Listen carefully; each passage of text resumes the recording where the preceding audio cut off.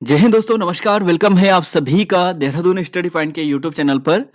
तो मैं हूं दोस्तों मोहित सिंह रावत और आज हम दोस्तों हिंदी नोट्स डे 3 की क्लास लेकर आए हैं, जो सबसे महत्वपूर्ण प्रश्नों में से एक होगी आपके आने वाले एग्जाम, स्नातक स्तरीय परीक्षा और आबकारी जो निरीक्षक है, जो सिपाही आबकारी वाली है, उन सभी एग्जाम के लिए।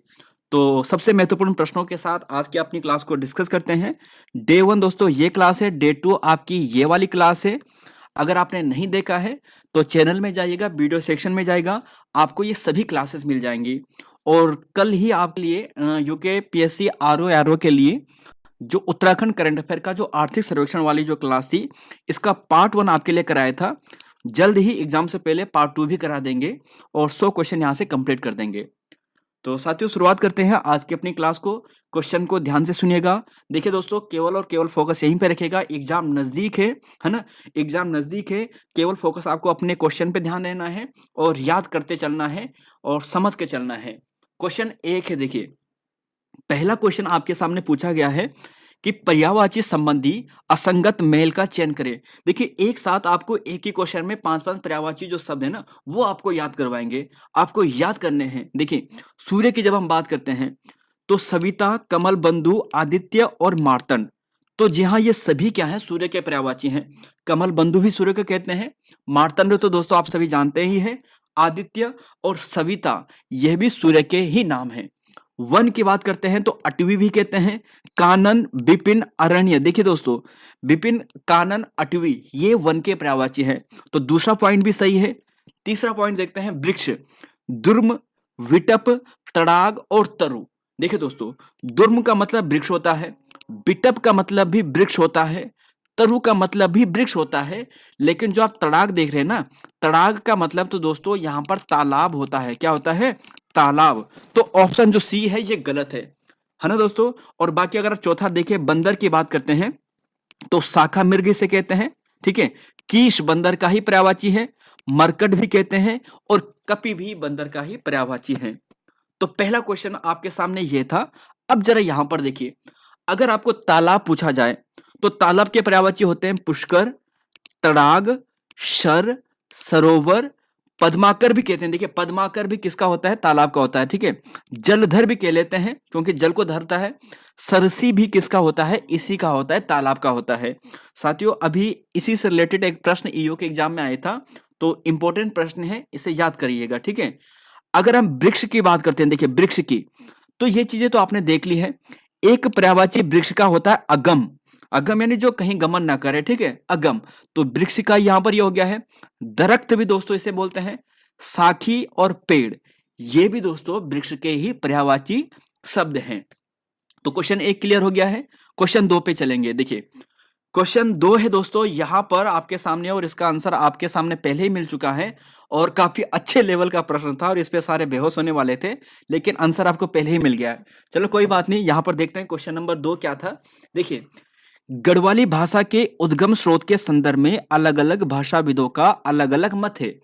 तो इस आधार पर निम्नलिखित में से सही मेल कौन सा नहीं है, ये पूछा गया था। साथियों देखिए अभी ईओ के एग्जाम में पूछा गया था कि जो पहाड़ी भाषा है ना, जैसे गढ़वाली, कुमाऊनी, जौनसारी वगैरह, ये तो इनकी लिपि क्या है ना, मतलब इनका विकास कहाँ से हुआ है? खस से हो रखा है कि शौरसेनी से हो रखा है ना। तो अलग अलग विद्वान अलग मानते हैं। आयोग ने उसका आंसर शायद खस माना है, लेकिन विद्वानों में मतभेद है, ठीक है। और आपको ये बता रहा हूं यहाँ पे दोस्तों कि शिव प्रसाद जो डबराल जी है वो खस प्राकृत मानते हैं, जो हमारी गढ़वाली गढ़वाली भाषा है ना उसका विकास, ठीक है। धीरेन्द्र शर्मा जो महान हिंदी विशेषज्ञ हैं वो शौरसेनी मानते हैं। डॉक्टर भोला शंकर ये खस नहीं मानते दोस्तों, ठीक है, ये भी शौरसेनी मानते हैं। और सुनीत चटर्जी की बात करें तो ये भी दर्द खस मानते हैं। तो ये दोस्तों आपके सामने है। आप चाहे तो इसे पूरे डिटेल से बाद में पढ़ लेना, है ना।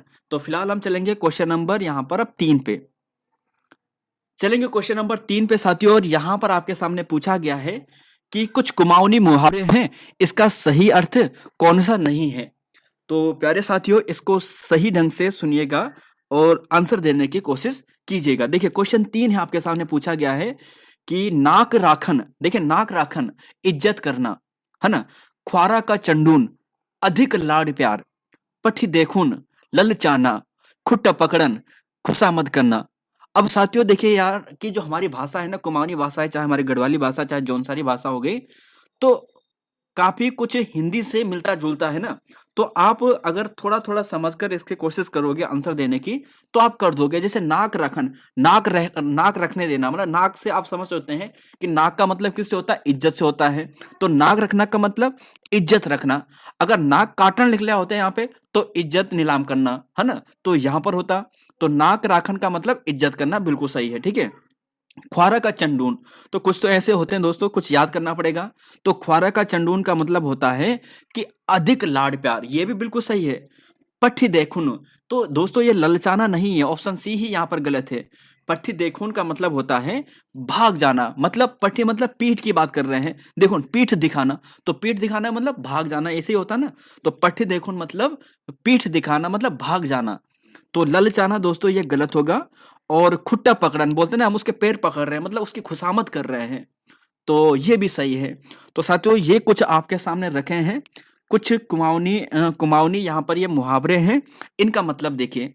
हाथ मलहन, इसका मतलब होता है पश्चाताप करना, है ना? हाथ मलहन, बाद में हाथ मलते रह गए जब सब कुछ चला गया। चूड़ा पहरन मतलब कायरता, बोलते हैं ना चूड़ा पहरन मतलब कायरता, चूड़ी पहन ले मतलब कायरता, ठीक है? कान भरन, चुगली करना। नाक रखन, इज्जत करना, देखिए नाक रखना मतलब इज्जत करना। आंखा लगन नींद लगना, है ना? ख्वारा का चंडून, अधिक लाड प्यार। ख्वारा का चंडून मतलब अधिक लाड प्यार। गांठा पाड़न, याद रखना। पट्ठी देखुन मतलब भाग जाना। और साथियों यहाँ पर देखिए जो आपको थोड़ा कंफ्यूज कर सकता है, देखिए दोस्तों इसका तो वैसे कोई भी उपाय नहीं है। जो हमारे हरिद्वार वाले दोस्त होंगे, है ना, जो हमारे यहाँ पर उधम सिंह नगर वाले दोस्त होंगे, जिन्हें गढ़वाली कुमाऊनी भाषा से कोई मतलब ही नहीं होगा, दूर दूर का संबंध नहीं होगा ना, तो उन्हें के लिए थोड़ा टफ होगा।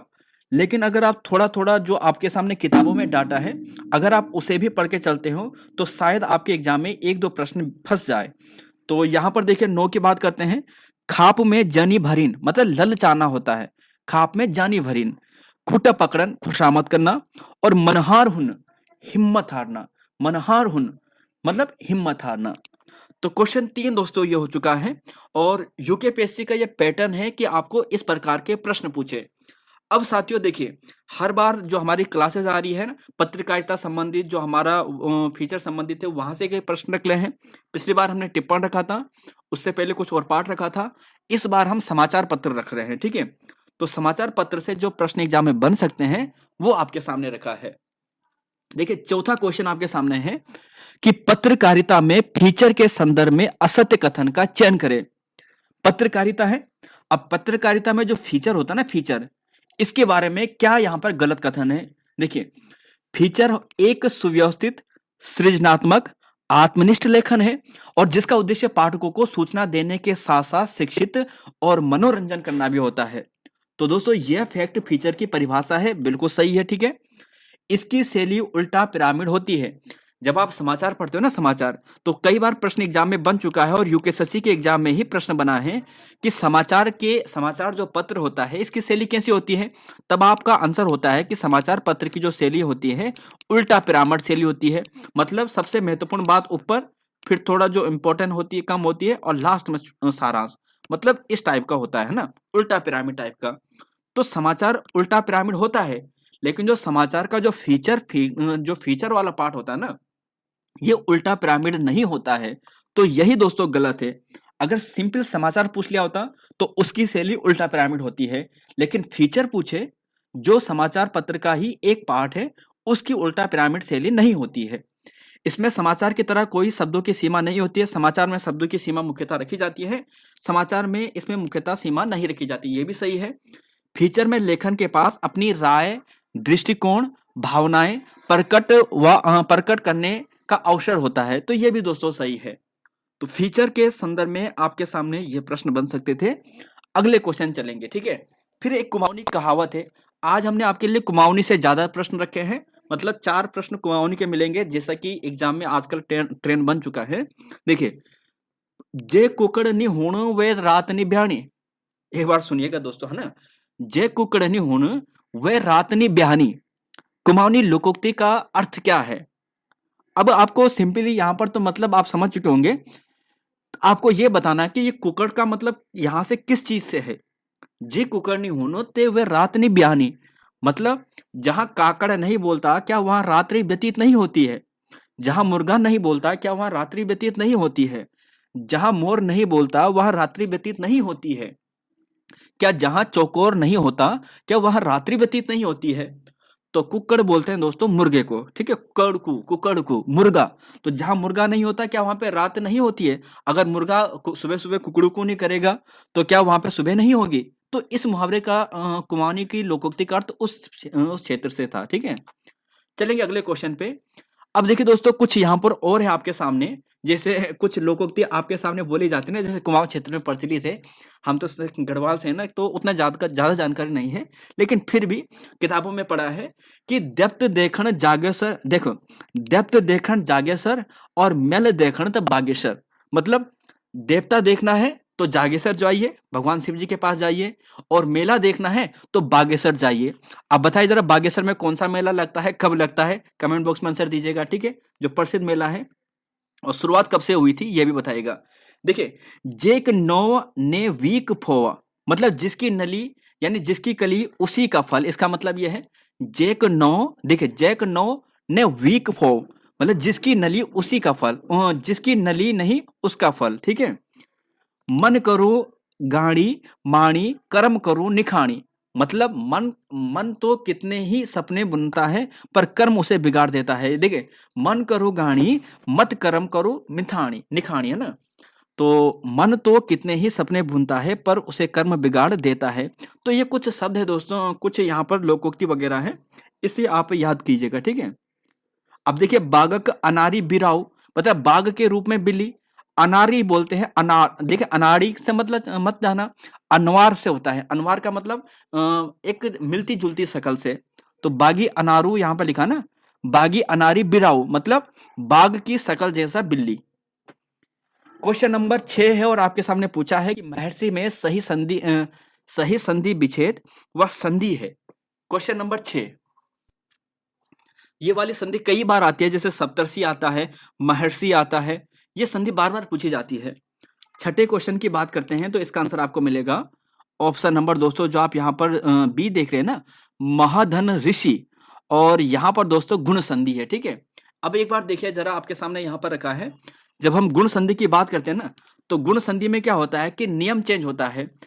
आ के बाद अगर ई आए तो ए में कन्वर्ट होता है, आ के बाद यदि उ आए तो वो औ में बदलता है, और आ या के बाद अगर री आए तो अर में बदलता है। मतलब यहाँ पे क्या होता है, गुण होता है, यहाँ पर एक वर्ण मतलब एक वर्ग दूसरा वर्ग, और ये कन्वर्ट होके तीसरा वर्ग में बदलता है। तो ये दोस्तों गुण संधि के कुछ एग्जाम्पल है, जैसे सुरेंद्र सुर धन इंद्र, सुरेश सुर धन ईश, रमेश, ध्यान रखिएगा दोस्तों रमेश रमा धन ईश होता है, ठीक है, रमा धन ईश, आप रम धन ईश मत कर देना, रमा धन ईश रमेश। तो ये यहाँ पर एग्जाम्पल आपके सामने। और जो ये सप्त ऋषि वाला है ना, ये कई बार एग्जाम में आता है, सप्त धन ऋषि, ठीक है, सप्त धन ऋषि सप्तर्षि, और ऐसे महाधन ऋषि महर्षि, ठीक है दोस्तों। और जलोर्जा जल धन ऊर्जा जलोर्जा, और महाधन उत्सव महोत्सव। तो ये कुछ एग्जाम्पल थे गुण संधि के। चलेंगे अगले क्वेश्चन पे, 7वें पे। देखिए तत्सम शब्द का आपको चयन करना है कि इसमें तत्सम शब्द कौन सा है, अटारी अचरज अगन और अज्ञानी। Question number 7। तो प्यारे साथियों इसका सही आंसर आपको मिलेगा ऑप्शन नंबर डी, अज्ञानी मिलेगा। क्या मिलेगा, अज्ञानी। साथियों ये चीज तो आपने देख लिया ना, अब इनको भी अभी मेरे सामने याद करना, जो चीज आपको याद नहीं है उसे याद करना, ठीक है। जैसे अगन, अगन होता है तद्भव और इसका तत्सम होता है अगम्य। क्या होता है, अगम्य। अगन का तत्सम होता है अगम्य, ठीक है। अचरज तद्भव होता है और इसका तत्सम होता है आश्चर्य। आश्चर्य तत्सम शब्द है, अचरज तद्भव शब्द है। अजान अज्ञान होता है, अक्षर अक्षर होता है ना, अक्षत अक्षत अक्षत होता है। अब देखिए जो चीजें थोड़ा अलग है वो चीज आपको स्पेशल ध्यान रखनी है। अटारी, अटारी का होता है अहालिका। क्या होता है, अहालिका। अटारी का क्या होता है, अहालिका। दोस्तों हमें कंठस्थ करना है, सिलेबस हमारे सामने बहुत बड़ा है और समय हमारे पास कम है और हमें बहुत ज्यादा मेहनत करनी है, ठीक है। अनजाना, अज्ञानी, अनत, अन्यत्र, अनाड़ी, अनार्या। क्या होता है? अनार्या। तो ये दोस्तों तत्सम तद्भव के कुछ एग्जाम्पल हैं, इन्हें अभी याद कीजिएगा अगर कुछ आपको याद नहीं है तो। क्वेश्चन नंबर 8 है, निम्नलिखित में से हाइपन चिन्ह कौन सा है? हाइपन चिन्ह साथियों देखिए, इंग्लिश में जब आपको कुछ पूछा जाता है ना, जैसे जो विराम चिन्ह आता है, तो उसका नाम कई बार एक जो आयोग होता है ना प्रश्न बनाने वाला, वो इंग्लिश में ही लिख के दे देता है। हाइपन एक इंग्लिश शब्द है, हाइपन इंग्लिश शब्द है। और हिंदी में दोस्तों इसे क्या बोलते हैं? समासिक चिन्ह बोलते हैं, योजक चिन्ह जिसे हम सामान्यतः बोलते हैं। तो यहां पर ये चीज ध्यान रखना है, समास चिन्ह, जो समास का जो ये चिन्ह है ना, समास चिन्ह, जो ये डेश होता है, एक छोटा सा डेश, एक बड़ा डेश होता है, उसे निर्देशांक चिन्ह कहते हैं। एक छोटा सा डेश होता है जैसे आपके सामने है, इसे समास चिन्ह बोलते हैं। इंग्लिश में इसी को हाइफन कहते हैं। जैसे माता पिता, इसके बीच में लगता है। रणभूमि, आना जाना, आज कल, मतलब जो ऐसे शब्द होते हैं सामने सामने वाले, उनके बीच में लगता है। तो साथियों ये आपके सामने है। चलेंगे अगले क्वेश्चन पे, क्वेश्चन नंबर 9 पे। देखिए पूछा गया है दोस्तों, फिर कुमाऊनी का है आज, कि कुमाऊनी साहित्य का काल किस कवि की रचनाओं से माना जाता है? कुमाऊनी साहित्य का काल किस कवि की रचनाओं से माना जाता है? साथियों यहां पर मैं आपको 3-4 प्रश्न दूंगा। इन प्रश्नों को मुझे मालूम है आपने नहीं सुना होगा, क्योंकि बहुत टफ लेवल का है, तो आप अभी याद कर लेना, ठीक है? कुमाऊनी साहित्य का काल किस कवि की रचनाओं से माना जाता है? तो साथियों ये माना जाता है कवि गुमानी पंथ का। आपको आंसर आता होगा, लेकिन 1790 से शुरुआत मानी जाती है, इनका जन्म हुआ था कवि गुमानी जी का, ठीक है, 1790 से। आपको जो याद करना है ना, वो मैं आपको बताता हूं। देखिए एक है कवि कृष्णानंद पांडे। क्या नाम है? कवि कृष्णानंद पांडे। अल्मोड़ा में इनका जन्म हुआ था 1800 में। यहां से आपको इनकी दो रचनाएं ध्यान रख लेनी है। देखिए क्या याद ध्यान रख लेना है, एक है, एक चीज आपको ये ध्यान रख लेना है कि इनकी रचनाओं को गियरसन ने 1910 में इंडियन एंटीक्वेरी में प्रकाशन किया था। जो कवि कृष्णानंद है, ये पुराने कुमाऊनी कवि हैं, कृष्णानंद पांडे। तो इनकी रचनाओं को जो यहाँ पर गियरसन है ना, 1910 में इंडियन इक्वेटरी में प्रकाशन कराया था। खैर ये तो बात थी, लेकिन इससे भी इंपॉर्टेंट प्रश्न आपके एग्जाम में यह बन सकता है भविष्य में, कि मुलुक कुमाऊं या कलयुग वर्णन, ये जो कविताएं हैं, कुमाऊनी कविताएं हैं, ये किस लेखक की हैं? तो कवि कृष्णानंद पांडे जी की हैं।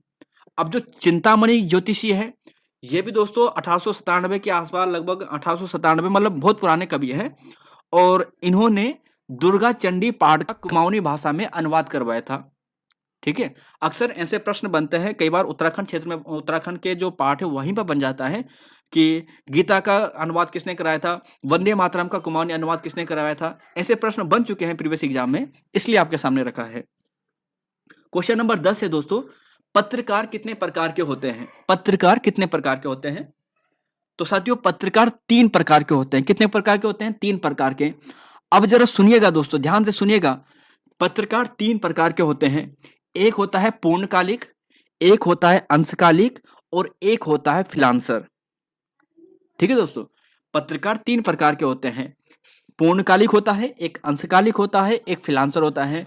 पूर्णकालिक पत्रकार किसी भी समाचार संगठन में काम करने वाला नियमित वेतनभोगी होता है। पूर्णकालिक से नाम ही पता चल रहा है, ठीक है। दूसरा होता है अंशकालिक। अंशकालिक जिसे दोस्तों स्ट्रिंगर कहते हैं। प्रश्न बन सकता है एग्जाम में, नोट कीजिएगा इस पॉइंट को कि स्ट्रिंगर क्या है। तो स्ट्रिंगर दोस्तों यहां पर ध्यान रखिएगा कि ये अंशकालिक पत्रकार होते हैं, किसी समाचार संगठन के लिए एक निश्चित मानदेय पर काम करने वाला ये पत्रकार होता है, ठीक है, अंशकालिक रूप में। अगला देखिए, एक होता है फ्रीलांसर। पत्रकार का संबंध किसी खास अखबार से नहीं होता है, बल्कि यह भुगतान के आधार पर अलग अलग अखबारों के लिए लिखता है। तो फ्रीलांसर क्या है पत्रकार में, हमारे सिलेबस में है दोस्तों ये, ठीक है। तो आपने 2 चीज देख लिए, एक तो देखा पूर्णकालिक, एक देखा आपने अंशकालिक जिसे स्ट्रिंगर कह रहे हैं, और एक देखा है दोस्तों यहां पर, आपने यहां पर जो देखा है वो देखा है फ्रीलांसर। फ्रीलांसर का मतलब क्या हो गया कि ऐसा पत्रकार जो किसी एक अखबार के लिए नहीं होता है, वो थोड़ा थोड़ा न्यूज लेता है और हर अखबार वाले को बेच लेता है, मतलब किसी समाचार को बेच लेता है। माने आपने रिपोर्टिंग की, आपने आज तक को भी बेच दिया, आपने जी न्यूज को भी बेच लिया, आपने किसी और को भी बेच लिया। तो ये होते हैं फ्रीलांसर टाइप के, ठीक है। क्वेश्चन नंबर 11 की बात करेंगे कि समाचार पत्रों में ककारों की संख्या कितनी होती है? तो 6 होती है। कितनी होती है? 6 होती है। और 6 कौन कौन सी होती है? क्या, कौन कहां, कब क्यों कैसे। क्या, कौन, कहां, कब क्यों कैसे, ये 6 ककार होते हैं, मतलब प्रश्न पूछने वाले प्रश्न होते हैं ये, ठीक है। क्वेश्चन नंबर दोस्तों 12 है और इसका आंसर आपको देना है। पर्यायवाची शब्द समूह सही मेल नहीं है। कल्प वृक्ष, मंदार, पारिजात, मझवासा, मोचा, कदली, सारमेय, शुनक, कुक्कुर और कठोर, मशीण और वज्र। बताइएगा साथियों क्वेश्चन नंबर 12 का सही आंसर क्या होने वाला है। तो जी हाँ प्यारे साथियों, अब सुनिए दोस्तों, ध्यान से सुनिएगा, ठीक है। कल्प वृक्ष जो होता है ना, कल्प वृक्ष, कल्प तरु जिसे हम बोलते हैं, मंदार, इसे देवतरु भी कहते हैं। देवतरु मतलब देवताओं का वृक्ष बोलते हैं कल्प वृक्ष को, है ना। तो इसी को पारिजात वृक्ष भी कहते हैं। क्या बोलते हैं? पारिजात। देवताओं के जो स्वर्गलोक होता है, बोला जाता है कि यहाँ पर ये वृक्ष होता है ना। ये आपकी सारी मनोकामनाएं पूर्ण करता है। तो कल्प वृक्ष, पारिजात, मंदार, ये पर्यायवाची समूह एकदम सही है, ठीक है। कदली फल आपने सुना होगा, कदली फल किसे बोलते हैं? केले को कहते हैं। और मोचा भी दोस्तों केला का ही है और मझवासा भी केला का ही पर्यायवाची है, ठीक है। सुनक, अभी कुछ समय पहले ये यूकेपीएससी के एग्जाम में प्रश्न आ चुका है कि सुनक किसका पर्यायवाची है। तो सुनक कुक्कुर, जो कुत्ता होता है ना, उसका ही पर्यायवाची होता है। इसी को सारमेय भी कहते हैं। और लास्ट देखिए दोस्तों, जो आप मर्सिन देख रहे हैं ना, मर्सिन, इसका मतलब तो मुलायम होता है जी। क्या होता है? मुलायम। मर्सिन का मतलब होता है मुलायम, ठीक है। मर्सिन मुलायम होता है, जबकि कठोर तो ये अपोजिट हो गया फिर, ठीक है। तो ऑप्शन डी ही गलत है। क्वेश्चन नंबर 13 है, भाव का अर्थ क्या है दोस्तों। अब देखिए, एक चीज होता है भाव और एक होता है भव, दोनों में अंतर है। भाव का मतलब होता है किसी चीज का अभिप्राय, मतलब क्या है। और भव का मतलब होता है भव सागर, मतलब हमें संसार रूपी से क्या कर दो, हमें पार कर दो, है ना। बोलते हैं ना भव सागर पार। तो भव का मतलब होता है संसार। ऑप्शन सी यहां पर सही है। अब प्यारे साथियों, कुछ समश्रुति शब्द हैं, इसे अगर आपको नहीं आता है मेरे साथ याद कीजिए, ठीक है। एक होता है बुरा और एक है बुरा। बुरा का मतलब तो खराब हो गया, बुरा का मतलब होता है शक्कर। एक होता है बहु और एक होता है बहु। बहु जहां पर बड़ी ऊ की मात्रा आती है बहु, तो वो होता है पुत्रवधु। और जहां पे बहु होता है वो होता है बहुत। जो थोड़ा अलग है आपको याद करना है, एक होता है वारिश और एक होता है बारिश। वारिश कहते हैं सागर को, और बारिश का मतलब तो पानी जो वर्षा होती है उसे जानते हैं, ठीक है। वात और बात, वात का मतलब हवा और बात का मतलब बातचीत। एक है भुवन और भवन। भुवन और भवन, देखिए भुवन का मतलब होता है संसार और भवन का मतलब होता है महल, ठीक है। और एक होता है दोस्तों यहां पर भंगी। भंगी का मतलब भंग करने वाला यानी मेहतर। और एक होता है छोटी की मात्रा, वहां पर होता है लहर या टेढ़ापन। और एक होता है दोस्तों, आपको मालूम होगा, एक होता है प्रसाद और एक होता है प्रासाद। एग्जाम में ये वाला प्रश्न आ चुका है। देखिए प्रसाद का मतलब तो, जैसे प्रसाद का मतलब तो ये सिंपल हो गया, है ना। तो प्रसाद का मतलब तो यहां पर ही हो गया। लेकिन जो प्रासाद होता है, इसका मतलब क्या होता है? प्रासाद, प्रासाद का मतलब होता है दोस्तों महल, कोठी, बड़ी बड़ी कोठी, है ना। तो प्रासाद। चलेंगे अगले क्वेश्चन पे। प्रसाद तो आपने खाए होंगे ना, जब मंदिर में जब आप पूजा करके आ रहे हैं या कोई प्रोग्राम होता है तो उसके बाद जो मिलता है। क्वेश्चन नंबर 14 है। अब शुद्ध शब्द का चयन करना है। देखिए शुद्ध शब्द का चयन करें साथियों। मतंतर, महत्वाकांक्षा, यथेष्ट, विभीषिका। शुद्ध शब्द कौन सा है? तो प्यारे साथियों यहां पर आपको मिलेगा ऑप्शन नंबर डी, विभीषिका। क्या मिलेगा? विभीषिका, है ना। तो अलग असत यहां पर गलत क्या है? देखिए यहां पर गलत क्या है, देखिए यहां पर सुनिएगा दोस्तों। देखिए मतंतर नहीं होता है, मतांतर होता है। क्या होता है? मतांतर। मतांतर, मत धन अंतर, ऐसे होगा ना। तो यहां पर आप देखोगे ये आ इसमें बढ़ेगा तो मतांतर होगा। क्या होगा? मतांतर। ये शुद्ध हो गया। मृमय, निर्णय, मुहूर्त, मुहूर्त, देखिए मुहूर्त, ठीक है। महत्वाकांक्षा, तो इसमें गलत क्या था? गलत इसमें दोस्तों ये आदिता थी, इसमें डबल आदिता आनी थी, तब होता महत्व, है ना। तो महत्वाकांक्षा, यहां पर देखिए महत्वाकांक्षा डबलता आएगी, डबलता, आधी आधी। तो महत्व, महात्म नहीं महात्म्य होता है। यथेष्ट नहीं दोस्तों, यथेष्ट, यथेष्ट, यथेष्ट, ठीक है। बाकी दोस्तों जो थोड़ा आपको अलग लग सकता है, लक्षण का लक्षण हो गया है, लक्ष्मण का लक्ष्मण होता है ना। रुग्ण का रुग्ण होता है। तो ये सॉरी, ये कुछ शुद्ध शब्द हैं, इन्हें साथियों याद कीजिएगा अगर आपको इनमें से कुछ नहीं आते होंगे। मोस्ट प्रोबेबली आपको इसमें से 90% पहले से आता होगा। 15 पे चलेंगे हम। और आपका बंटी ये किस विधा की रचना है? यूकेएसएससी के द्वारा पूछा गया प्रश्न है साथियों, इसका आंसर आपको देना है। आपका बंटी किस विधा की रचना है? कहानी है, उपन्यास है, जीवनी है या आत्मकथा है? और किसकी रचना है जरा यह भी बता दीजिए आप कमेंट बॉक्स में। आपका बंटी, तो जी हाँ साथियों, ये एक उपन्यास है। क्या है? उपन्यास है। अब दोस्तों एक चीज ध्यान से सुनिएगा, जो ये आपका बंटी है ना, ये मन्नू भंडारी जी की रचना है। आप सभी सही सही आंसर देंगे। मन्नू भंडारी जी की यह रचना है। और मन्नू भंडारी जी का जो ये उपन्यास है ना आपका बंटी, इसमें क्या होता है कि एक मतलब जो लड़का होता है, ये तलाक तलाक विच्छेद, मतलब जो ये होता है ना शादी विच्छेद, जो तलाक वगैरह इससे संदर्भ में है कि जब तलाक हो जाता है तो उनका बेटा कैसा बीच में पिसता है ना, उसके संदर्भ में यह है कहानी। ठीक है, उपन्यास जो आपका बंटी है। और इसमें आपको ध्यान रख लेना है कि बंटी की माता का नाम शकुन था। क्या था? शकुन था। और इसके पिता का नाम अजय था। और डॉक्टर जोशी दूसरे व्यक्ति बनते हैं जिसके साथ बंटी की माँ का विवाह होता है बाद में। तो ये कुछ कहानी है मन्नू भंडारी की, ये सॉरी कहानी नहीं, ये उपन्यास है, मन्नू भंडारी की है। 16वां क्वेश्चन है और यह भी पूछा गया प्रश्न है, हमने पेपर से उठाकर आपके सामने रखा है। इसका आंसर आपको मिलेगा दोस्तों ऑप्शन बी, है ना। मैं अनेक विद्वानों से मिला हूं। अब साथियों, आपके प्रश्न में कहीं पर भी अनेक जब आता है ना, अनेक, तो आप जानते हैं कि अनेक अपने आप में क्या होता है? बहु होता है ना। अनेक का मतलब ही बहुत सारे से होता है। तो जब अनेक का मतलब यहां पर होता है तो अनेकों लिखने की आवश्यकता ही नहीं है। जहां पर भी अनेक होगा वह उसे तुरंत काट दो, वो असत्य हो जाएगा। बहुत भी लिख दिया है, सारे भी लिख दिया है, समानार्थी चीजें एक साथ नहीं लिखी जाती है। किसी भी वाक्य की शुद्धता की दृष्टि से वो गलत होता है। तो यह भी हो गया। मैं कई विद्वान और जनों से, जब विद्वान लिख लिया है फिर जनों से, विद्वान जन। देखिए दोस्तों, या तो आप मैं कई विद्वान से मिला हूं ऐसे बोलिए, या मैं कई जनों से मिला हूं ऐसे भी बोल लीजिए, कोई दिक्कत नहीं है। लेकिन विद्वान और जनों दोनों का मतलब एक ही से आ रहा है। तो यहां पर दोस्तों ये गलत आएगा। ऑप्शन बी ही सटीक आंसर है। अब देखिए दोस्तों, यहां पर है मन्नू भंडारी जी। आज हमारा चौथे नंबर के यहाँ पर हमारे हिंदी साहित्यकार का सिलेबस का पार्ट है, वो आपके सामने डिस्कस करा रहे हैं। ठीक है, 3 साहित्यकार हमने आपको पिछली 2 क्लासेस में डिस्कस करा दिए थे, 3 नहीं 4 करा दिए थे। 5वें आज हम मन्नू भंडारी जी के बारे में देखेंगे और कबीरदास जी के बारे में देखेंगे। तो 6 साहित्यकार आज हमारे कंप्लीट हो जाएंगे। देखिए, मन्नू भंडारी जी की बात करते हैं। 1931 में दोस्तों इनका जन्म होता है। 3 अप्रैल 1931, भानपुरा, मंदसौर जिला, मध्य प्रदेश। ठीक है।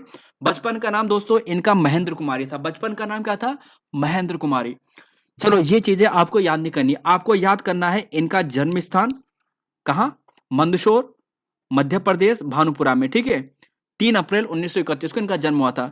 दूसरा इंपॉर्टेंट यहां पर ये ध्यान रख लेना है आपको कि साथियों इनके एक यहां पर नाटक है महाभोज। ठीक है, देखिए, नौकरशाह में व्याप्त भ्रष्टाचार के बीच आम आदमी की पीड़ा और दर्द की गहराई को उद्घाटित करने वाला उपन्यास, और ये उपन्यास है। ठीक है, उपन्यास। तो ये महाभोज एक इनका क्या है? उपन्यास है। किनका उपन्यास है? इन्हीं का है, मन्नू भंडारी जी का है। और साथियों ये प्रश्न एग्जाम में आपको यूकेएसएससी ने पूछ लिया है कि किस मन्नू भंडारी की किस रचना के लिए, है ना, किस रचना पर रजनीगंधा नामक एक फिल्म भी बनी थी। तो इसी पर बनी थी जो यही सच है। क्या है? यही सच है। यही सच है जो इनका एक कहानी थी या नाटक था, कहानी थी, इस पर एक फिल्म बनी थी जिसका नाम था रजनीगंधा। ठीक है, तो ये चीजें तो आपने देख ली है। इंपॉर्टेंट पॉइंट याद करने की, एनसीईआरटी में हमारे पूछा है कि आत्मकथ्या एक इनकी रचना है। मतलब आत्मकथ्या मतलब ये इनकी आत्मकथा है, आत्मकथा टाइप की है। ठीक है, ऑटोबायोग्राफी जिसे हम बोल देते हैं। इसका नाम क्या है? एक कहानी यह भी। तो एक कहानी यह भी जो आत्मकथा है, ये मन्नू भंडारी जी की है। और इस रचना के लिए 2008 में दोस्तों इन्हें व्यास सम्मान से सम्मानित किया जा चुका है। और इनका एक नाटक है बिना दीवारों के घर। तो मन्नू भंडारी से जो प्रश्न एग्जाम में बन सकते हैं वो आपके सामने रखे हैं। इनके 4 महत्वपूर्ण उपन्यास है। महाभोज 1982 में, स्वामी, और आपका बंटी, और दोस्तों 1 इंच मुस्कान। साथियों एक बार फिर से देखिए, 4 उपन्यास है। एक महाभोज है, एक स्वामी है, एक आपका बंटी है और 1 इंच मुस्कान है। आप ऐसे याद कीजिए कि मनु भंडारी जी अपने पति जो राजेश जी हैं उनसे कहती है कि आप क्या कीजिए, महाभोज की तैयारी कीजिए। आपका बंटी आप 1 इंच मुस्कुरा दीजिए, आपका बंटी पास हो गया है ना? तो ऐसे बोलेगी, है ना? तो आप ऐसे में भी याद कीजिए, वो मनु भंडारी जी अपने पति से कह रही है, स्वामी जी हमारा बंटी पास हो गया है, 1 इंच मुस्कान कर लीजिए और क्या करेंगे, महाभोज की तैयारी करते हैं। तो ये चारों उपन्यास है मनु भंडारी के। ठीक है साथियों, अगला देखिए, ये कहानी है, 6 कहानियां हैं मनु भंडारी जी की। ये आपको दोस्तों याद होनी चाहिए। कौन कौन सी है? एक प्लेट सैलाब, मैं हार गई, यही सच है। अभी याद किया था दोस्तों, कहानी थी ना रजनीगंधा फिल्म, तो इसी पर बनी थी रजनीगंधा फिल्म, यही सच है। त्रिशंकु, 3 निगाहों की एक तस्वीर और आंखों देखा झूठ। तो कहानी भी दोस्तों आपके सामने ये था। तो साथियों यहां से जितने प्रश्न मनु भंडारी जी से बन सकते थे आपके सामने रख दिए हैं। अब जिम्मेदारी आपकी है, आप इसे याद करो, कंठस्थ करो। क्वेश्चन नंबर 17 पे चलते हैं। अब देखिए दोस्तों, बहुत से स्टूडेंट कहेंगे कि सर पीडीएफ देखिए, पीडीएफ प्रोवाइड कराता हूं, बहुत से स्टूडेंट को पीडीएफ प्रोवाइड कराता हूं। लगभग हमारी किसी भी क्लास का थोड़ा सा भी अगर किसी ने हमें लिख कर बता दिया, ऐसे नहीं बोलते कि आप सारा लिख दो, थोड़ा सा भी लिख देते हैं और हमें दिखा देते हैं। हमारा जैसे कि व्हाट्सएप ग्रुप भी है और हमारा टेलीग्राम भी है, और जिन्हें हमारा मोबाइल नंबर नहीं पता होगा उन्हें बता देते हैं, 7579417916, है ना? ये हमारा मोबाइल नंबर भी है। तो जो भी हमारी क्लास की पीडीएफ, जो भी हमारी क्लास होती है उसमें हमें थोड़ा सा लिख कर भी बता देता है कि हाँ सर हमने ये क्लास अटेंड की है, अच्छी क्लास थी, हमें इसके थोड़ा पीडीएफ चाहिए, हमने यहाँ से कुछ नोट्स किया है और हमें इसकी पीडीएफ दे दिए। हम उसी समय उसकी पीडीएफ दे देते हैं उसे। लेकिन कोई क्या करता है, आनाकानी करता है, लिखने से बचता है। तो साथियों लिखने से बचोगे तो नुकसान आपका ही होगा, है ना? तो हमें तो केवल अपना लक्ष्य लिखना है, लगातार लिखते जाना है, लिख लिख कर याद करना है, लिख लिख कर याद करना है। सफलता के लिए दोस्तों, यहाँ यहाँ पर अगर बात करें ना सफलता के लिए, सफलता का कोई दूसरा दोहरा नहीं है। केवल आपको कठिन परिश्रम करना पड़ेगा, कठिन लेखन करना होगा, तभी जाके सफल बनोगे। समाचार पत्रों में बड़ी शक्ति है, ठीक वैसी ही जैसी कि पानी के जबरदस्त प्रभाव में होती है। इसे खुला छोड़ देंगे तो गांव के गांव बहा देगा। एक्चुअली दोस्तों ये जब मैं पत्रकारिता के बारे में पढ़ रहा था ना, जब एनसीईआरटी में देख रहा था, तो सबसे बड़े एक बड़े कॉलम में ये लाइन लिख ली थी। तो मुझे लगा क्या पता आयोग कभी पूछ ले अगर उसकी नजर पड़ेगी। तो ये कथन दोस्तों गांधी जी का है। देखिए यहाँ पर अगर हम जब पत्रकारिता की पीडीएफ पढ़ रहे थे ना, जिसमें एनसीईआरटी में पत्रकारिता वाली पीडीएफ, तो सबसे ऊपर और सबसे आगे टॉप में यही बातें लिखी हैं। तो मुझे लगा कि कभी आयोग को प्रश्न टफ बनाना की सोचता है, ऐसे प्रश्न खोजता है कि जो किसी को ना मालूम हो, तो ऐसे प्रश्न ला देता है कभी कभी। तो ये वही वाला प्रश्न है, नहीं मालूम। तो अब थोड़ा ध्यान रखिएगा, समाचार पत्रों में बड़ी शक्ति होती है, ये गांधी जी ने कहा था। अगले क्वेश्चन पे चलेंगे, क्वेश्चन नंबर 18 पे। याद नहीं करना दोस्तों, देखो याद नहीं करना इस चीज को, है ना? याद करने वाली बात नहीं, केवल आपको एक फैक्ट समझना है कि हाँ यार कहीं पर ऐसी बात आई थी, वो गांधी जी ने कही थी, बस। क्वेश्चन नंबर 18 देखिए, यहां पर है कि जनता एक दिन तो आलो नामक जो कुमाऊनी कविता है, इसके लेखक कौन है? देखिए दोस्तों, आपने बहुत प्यारा ये गीत भी सुना होगा, और ये हमारे गिरीश तिवारी गिरदा जी ने कहा है कि किसकी रचना है? गिरीश तिवारी गिरदा जी की है ना? जनता एक दिन तो आलो ये दुनिया में, है ना? तो यही गीत फिर नेगी जी ने, नरसिंह सिंह नेगी ने भी गाया है। लेकिन जो ये लिखी है ना कुमाऊनी कविता, ये तिवारी जी ने लिखी है, गिरीश तिवारी गिरदा जी ने लिखी है। अब देखिए दोस्तों, गिरदा इनका वैसा उपनाम था, मूल नाम था गिरीश तिवारी, ठीक है? 1945 में अल्मोड़ा में हवालबाग में इनका जन्म होता है, शुनारा में, ठीक है? और इनकी कुछ रचना है, जैसे बात करते हैं कि जंग किसके लिए, ये इनकी एक पहली हिंदी रचना है, जंग किसके लिए, गिरीश तिवारी गिरदा जी की। दूसरी किताब जनता ए दिन तो आलो ई दुनी में, ये कुमाऊनी कविताओं का संग्रह है, ये गिरीश तिवारी गिरदा जी की है, ठीक है? नगाड़े खामों से दोस्तों, ये इन्हीं की रचना है, नगाड़े खामों से गिरीश तिवारी गिरदा जी की है। सलाम वालेकुम, सलाम वालेकुम, तो ये भी गिरीश तिवारी गिरदा जी हैं। शिखरों के स्वर, हमारी कविता के आखर, रंग डारी दियो अलबेलिन में। और यहाँ पर ये चीजें दोस्तों आपको ध्यान रख लेना, ठीक है? शिखरों के स्वर, सलाम वालेकुम, नागाड़े खामोश से इंपॉर्टेंट है। नगाड़े खामोश किसकी रचना है? गिरीश तिवारी गिरदा जी की है। और साथियों यहाँ पर बस आप इतने ही यहाँ पर फिलहाल ध्यान रख सकते हो। चलेंगे अगले क्वेश्चन पे, ठीक है? 19वें क्वेश्चन पे है दोस्तों, आपके सामने पूछा गया है। अब आपके सामने 3-4 प्रश्न वो रखे हैं, 4-5 प्रश्न वो रखे हैं जो यूकेपीएससी ने कुछ समय पहले हाल ही में आपको पूछे हैं। देखिए, चमकीला शब्द में प्रत्यय कौन सा है, ऐसा प्रश्न पूछा था। चमकीला, चमकीला। देखिए, आपको कैसे याद करना है, आपको मूल शब्द खोजना है। मूल शब्द क्या है, चमक। और तब आप ई जब चमकीला बना तो कैसा बन सकता है, वो बड़ी ई से बन सकता है ना। चमक आपने मूल लिखा, फिर उसके बाद भी बड़ी ई बच रहा है, तो ईला दोस्तों यहां पर सही होगा, चमकीला, चमकीला। ठीक है, आपको पहले मूल शब्द पता करना है और उसके बाद इसका आंसर देखना है। अगला क्वेश्चन है 20वां कि कौन सा युग्म गलत है। अनिल का मतलब हवा, अनुसरण का मतलब पीछे चलना, अभिराम का मतलब अविराम, अस्तु का मतलब अच्छा। अभिराम, अविराम। तो साथियों ऑप्शन बी ही गलत है। देखिए प्यारे साथियों, देखिए आपने देखा होगा ना, अभिराम, अभिराम, अभिराम का मतलब क्या होता है, अभिराम बोलते हैं ना बहुत सुंदर चीज को, बहुत ही सुंदर। और अविराम बिना रुके हुए, अविराम यानी विराम है ना, विराम, और आ लग दिया नहीं, बिना रुके हुए अविराम। तो ये दोनों दोस्तों थोड़ा वे हैं, ठीक है, ये यहां पर इसका गलत युग्म है। तरणी का अर्थ सूर्य है, तो तरणी का अर्थ क्या है, आपको दोस्तों मैं पहले भी कई बार बता चुका हूं कि तरणी और एक और तरणी, तरणी यानी तरणी जो हमें तर रही है, कौन तर रही है, नाव। तो ऑप्शन ए यहां पर सही आएगा। तरणी सूर्य होता है, तरणी नाव होता है। बहुत से जन कंफ्यूज कर जाते हैं, तरणी को सूर्य, तरणी को यहाँ को इसे सूर्य, इसे सूर्य कर देते हैं कई बार, तो आपको नहीं करना है। ठीक है, चलेंगे अगले क्वेश्चन पे। 22वां क्वेश्चन है, यहां पर आपके सामने है, तद्भव व तत्सम शब्द का सही मेल नहीं है। गोबर का गोमल, गड्ढा का गर्त, गात का गात्र, गिद्ध का गिद्ध। तद्भव है और उनका मतलब तत्सम है और सही मेल नहीं है, ये आपको देखना है। तो प्यारे साथियों इसका सही आंसर क्या मिलेगा, तो जी हां देखिए, गोबर, गड्ढा, गर्त, ये दोस्तों सही है। ठीक है, गात का गात्र ये सही है, गिद्ध का गिद्ध ये भी सही है। अक्सर आपने कहीं पर अगर री की मात्रा देखे तो ज्यादातर शुद्धि होते हैं, त्रा आपको कहीं पर दिखे तो मैक्सिमम पॉइंट होता है, चांसेस होते हैं कि शुद्धि होगा। जो गोबर गोमल है ना, ये गलत होता है। गोबर का जो तत्सम होता है ना दोस्तों, वो गोमय होता है। क्या होता है, गोमय, गोमय। यहां पर आप देखिए, नीचे देखिए, गोमय। अब साथियों कुछ शब्द हैं तत्सम तद्भव, ये आपको मालूम हो गया ना। आपको अगर जिनको नहीं मालूम होगा उन्हें याद करना है। ठीक है, गधा को बोलते हैं गधर्व, क्या बोलते हैं, गधर्व। गवैया का होता है गायक, गड्ढा का गत, गात का दोस्तों गात्र, गाभिन, गाभिन ध्यान रखिए, गाभिन, गाभिन का होता है गर्भिणी, क्या होता है, गर्भिणी। ठीक है, गर्भिणी, गर्भिणी, यहां पर आप देख लिया गर्भिणी। ठीक है, गांठ का होता है ग्रंथि, क्या होता है, ग्रंथि। गिद्ध या गिद्ध का होता है गृद्ध। और देखिए गुसाई की बात करते हैं ना, गुसाई बोलते हैं ना, कोई बोलता है कि मैं गुसाई हूं, तो गुसाई नहीं, आपको बोलना है कि मैं गोस्वामी हूं। क्या हो, गोस्वामी, इसका तत्सम होता है। गेहूं का होता है गोधूम। तो प्यारे साथियों कुछ तत्सम तद्भव थे, इन्हें भी आप देखिएगा।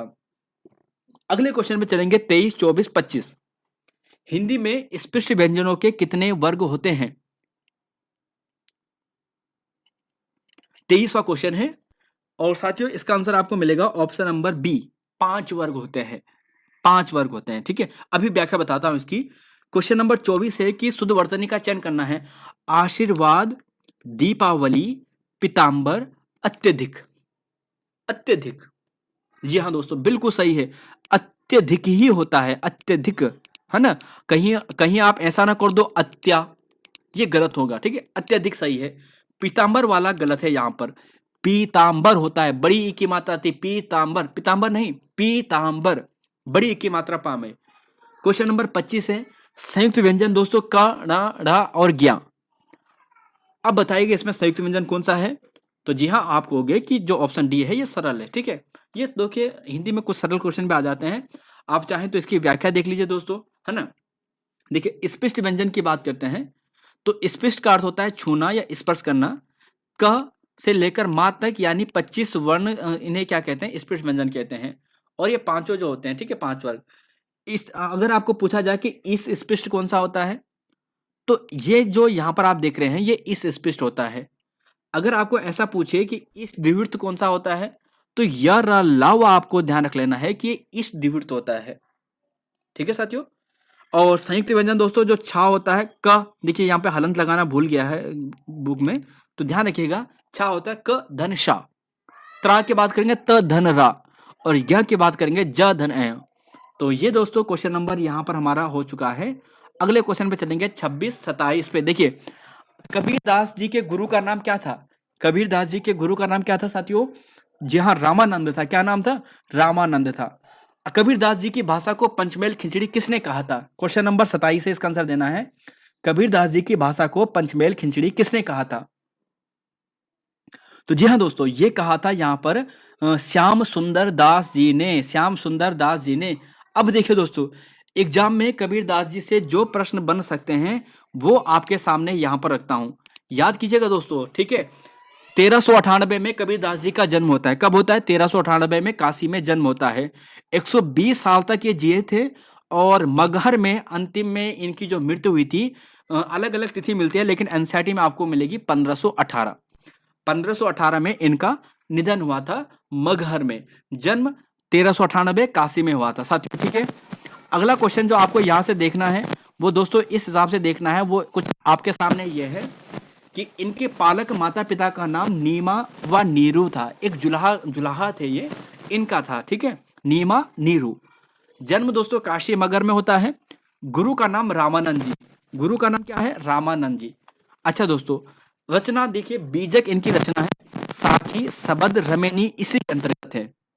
बीजक इनकी रचना है, साखी सबद रमेनी इन्हीं के अंतर्गत है। उल्ट बसिया भी दोस्तों यहीं पे आता है, और कहीं पर थोड़ा ये विवाद है, लेकिन भागुदास कहीं पर मिलता है कि भागुदास ने बीजक में कबीर जी की रचनाओं का संकलन किया था, ठीक है, क्योंकि कबीरदास जी तो अंधे थे, है ना। अगले क्वेश्चन पे चलेंगे। यहां पर आप देखोगे कि समकालीन शासक लोधी वंश के समकालीन थे, ठीक है, यानी 1398 से लेकर 1518 तक, यानी कौन सा वंश होगा? लोधी वंश होगा। फिर देखिए विचारधारा, जो अभी आपको यूकेपीएससी ने उत्तराखंड पुलिस के एग्जाम में पूछा था, किस मार्ग के कवि थे? उत्तराखंड, ये जो सॉरी उत्तराखंड कह रहा हूं, ये किस मार्ग के थे? निर्गुणवादी थे, ठीक है, ज्ञान मार्गी शाखा के कवि थे। किस मार्ग के थे? ज्ञान मार्ग शाखा के कवि थे। और साथियों, जो आपके एग्जाम में बन सकता है ये इस प्रकार बनेंगे।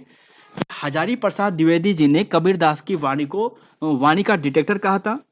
वाणी का डिटेक्टर कबीरदास है, किसने बोला? हजारी प्रसाद ने। इनकी भाषा सधुकड़ी है, ये रामचंद्र शुक्ल जी ने कहा था। और इनकी भाषा पंचमेल खिचड़ी की जैसी है, ये श्याम सुंदर दास जी ने कहा था। और श्याम दास सुंदर जी ने कबीर ग्रंथावली की रचना की है। याद हो जाएगा दोस्तों। हजारी प्रसाद, तो हजारी प्रसाद द्विवेदी ने डिटेक्टर कहा था।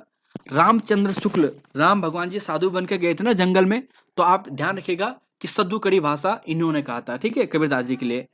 श्याम सुंदर दास, पंचमेल खिचड़ी। तो साथियों, ये थे कबीरदास जी से संबंधित प्रश्न। अगला क्वेश्चन है 28वां।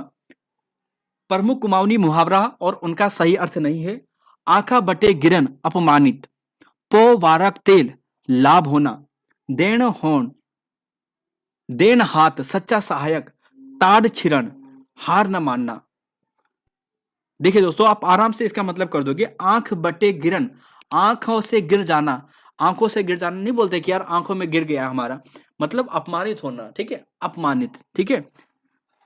पो बारक तेल, तो लाभ होना। पो बारक तेल का मतलब होता है लाभ होना, तो ये भी सही है। देन हाथ, ये बोलता है मेरा दाहिना हाथ है। देन मतलब दाना हाथ। दाहिना हाथ कौन सा होता है? जो उसका सच्चा सहायक होता है, जो उसका सपोर्टर होता है। बोलते हैं ना, जो अंडरवर्ल्ड में होते हैं वो बोलते हैं कि ये मेरा दाहिना हाथ है, तो मतलब इसका सच्चा सहायक होगा, इसका सच्चा उसका सपोर्टर होगा। और टाड़ छिरण हार ना मानना दोस्तों ये गलत है। इसका मतलब होता है हार मानना, हार ना मानना गलत है, ठीक है। टाड़ छिरण हार मानना। ये दोस्तों आपके सामने कुछ प्रश्न है, ठीक है। खाक छानना मतलब मारा मारा फिरना, मतलब पूरी मारा मारा फिरना मतलब खाक छानना, मतलब सब चीज उलट, मतलब खोजते रहना, खाक एक एक चीज खोज देना। पेट मां मूसा दौड़न, अब बताइए किसके पेट में अभी मूसा दौड़ रहे हैं? मूसा बोलते हैं दोस्तों चूहे को, बोलते हैं ना, अभी खाना नहीं खाया है तो मूसा किसे बोलते हैं? चूहे को बोलते हैं। तो किसे बोलते हैं? चूहे को। तो मूसा मतलब पेट में चूहे दौड़ना, तो अत्यधिक भूख। तो साथियों यहां पर ये था।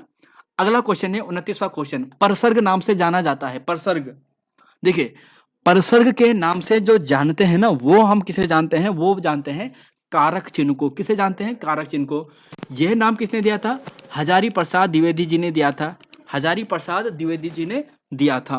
कर्ता ने, कर्म को, करण से, संप्रदान के लिए, है ना, ये वाले सारे कारक जो है आपको मालूम होने चाहिए, जिसे हम विभक्ति कहते हैं। 30वां क्वेश्चन है कि पिंडर व नंदाकिनी नदी के मध्य क्षेत्र में मुख्यतः कौन सी बोली कही जाती है? तो जी हाँ दोस्तों, ये बोली जाती है बधानी। कहां पे बोली जाती है? बधानी, बधान क्षेत्र में। देखिए, नागपुरी बोली कहां पे बोली जाती है? चमोली में। कहां पे बोली जाती है? चमोली में। श्रीनगरी बोली हमारे श्रीनगर में। मंझ कुमाऊं जो गढ़वाल और कुमाऊं की जो सीमा है ना, यहां पर बोली जाती है। तो साथियों, क्वेश्चन नंबर 30 ये हो चुका है और यहां पर आपके सामने ये प्रश्न भी कंप्लीट हो चुके हैं। तो साथियों, यहाँ पर देखिए, मेहनत कीजिए, मेहनत का कोई तोड़ नहीं होगा। जब तक आप सफल नहीं होते हैं तब तक तो आपको खूब मेहनत करनी ही करनी होगी। लापरवाही से काम नहीं चलेगा। आप किसी दूसरे के सहारे भी नहीं रह सकते हैं, आपको खुद के सहारे रहना है। यूट्यूब में डाटा बहुत है, आपके पास किताबें बहुत सारी हैं, बस उसे पढ़िए, रिविजन कीजिए, बार बार रिविजन कीजिए और जल्द से जल्द दोस्तों सिलेक्शन लीजिए, सरकारी नौकरी का अपना बना लीजिए। तो फिलहाल दोस्तों यहाँ पर इतना ही है, मिलेंगे आपको नई वीडियो में। जय हिंद दोस्तों, जय उत्तराखंड, जय भारत।